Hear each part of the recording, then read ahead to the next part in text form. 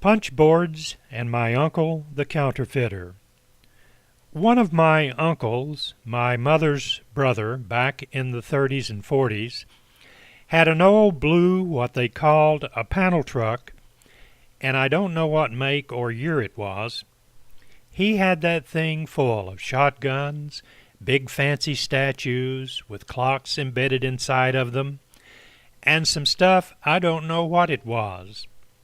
He was living with my grandmother in Jellicoe, and when we went for a visit, I, being a young boy, was fascinated with him and his loot. The following story was told to me by my mother, and I, knowing my uncle and the way he was, I did not doubt the story, and I will tell it to you the way my mother told it to me. In the 1930s and 40s, the eastern part of Tennessee and Kentucky had communities that were mining camps owned and operated by coal companies. Each mining camp usually had a building with a pool room, restaurant, and movie theater. It was the central gathering place for the mining camp. In the restaurant part, they had what was called a punch board. The prizes were shotguns and that fancy junk I mentioned in the first paragraph of this blog. To win the stuff, it was similar to a slot machine. If you punched a piece of paper with 3 cherries printed on it, you would win the prize. The floor and counter was usually littered with pieces of paper that represented the non-winners.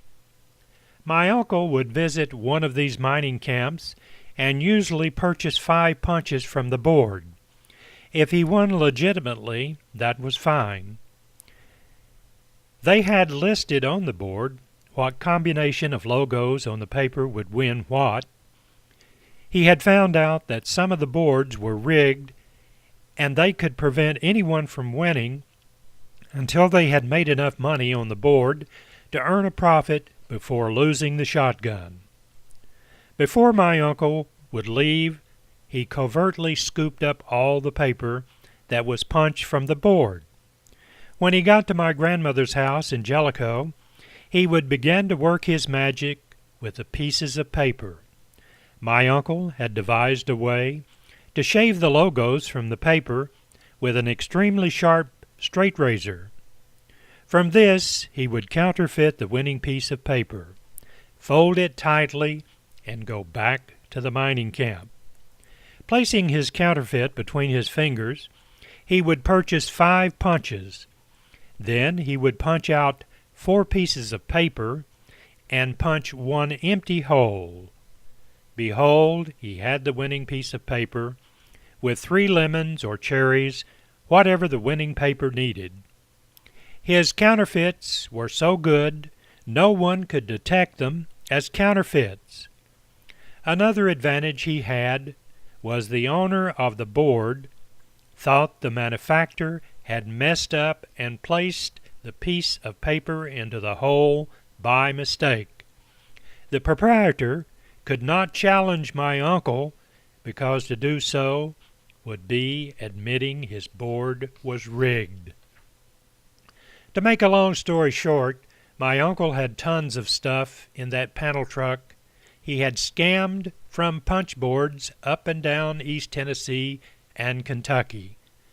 Then, as is always, the counterfeiter was caught, and lucky for my uncle, he was caught by someone with a legitimate punch board. Otherwise, who knows what would have happened to him in those cold, dark hills of eastern Kentucky and Tennessee. He was arrested by the high sheriff of the county and hauled off to the county jail. I don't know how they did things in the mountains back in the 1930s and 40s, but my uncle was put before the judge. "What is this man charged with?" said the old judge. After the high sheriff told the judge what my uncle was doing up and down the mining camps, this is what the old judge told the high sheriff. "Sheriff, you turn this man loose. I hate those punch boards because they are nothing but a bunch of rigged gambling, and if I could, I would outlaw every blankety-blank one of them.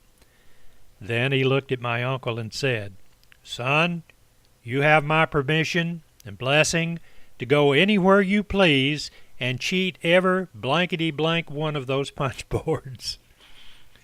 Well, you guessed it.